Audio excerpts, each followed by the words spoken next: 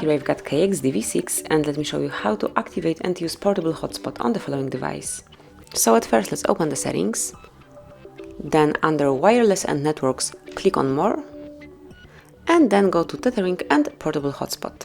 Then all you have to do to activate portable hotspot is to tap on this switcher, wait a couple of seconds, and that's it. As you can see, your Wi-Fi hotspot is active, you can share network right now. Here you've got the sign and that means that you currently can share network. Then if you'd like to switch off your personal hotspot, tap here to turn it off. You can also personalize Wi-Fi hotspot, just click on Wi-Fi hotspot settings and now you can change the name and also the password. Just click on setup Wi-Fi hotspot and under network name you can enter whatever you would like to, so let me enter HardReset. And a bit lower you can also specify the password.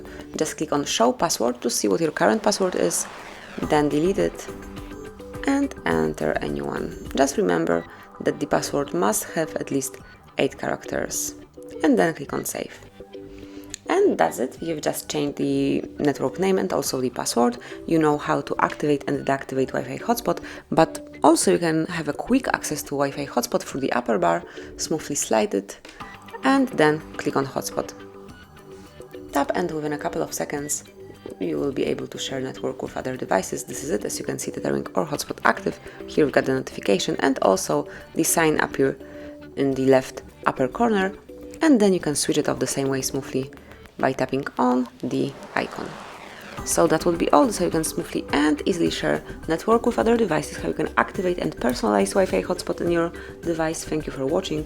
Please subscribe our channel and leave the thumbs up.